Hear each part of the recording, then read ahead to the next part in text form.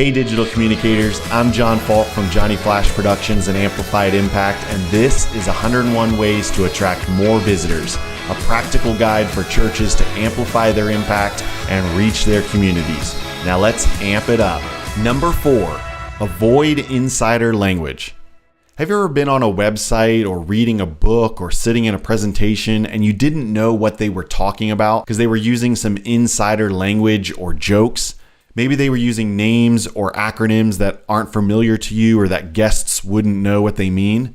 If you don't have to use insider language, then don't use it. And if you are in a situation where you need to use some insider language at your church, maybe you need to talk about someone that your church is connected to or some experience that happens at your church that has a cool name, then add a sentence or two about what that is or who that person is so that everyone who's listening feels included in the conversation. There's nothing worse than saying, oh yeah, Betty Smith had this happen to her last week, and people are sitting there thinking, who is Betty Smith? Like, you haven't mentioned her at all. And then you just start talking about her like we're all supposed to know who that is.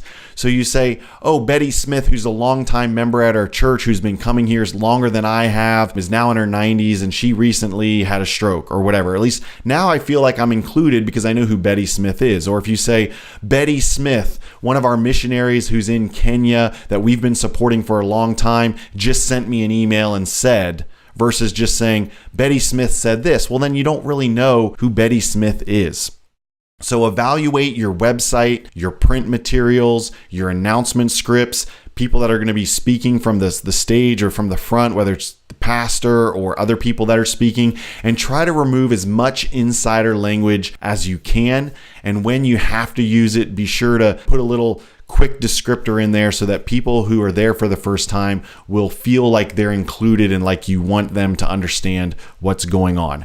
If you want to see a really funny video, check out the Shoot Christians Say on YouTube. It's a really great video about cliches that Christians say. In the next video, I'm going to show you how to make your parking welcoming to visitors. Until then, amp it up. Make sure you subscribe to the 101 Ways to Attract More Visitors podcast in iTunes, Google Play, or on YouTube so you don't miss a video. Or visit us at amplifiedimpact.org/101ways and download the free 101 Ways ebook.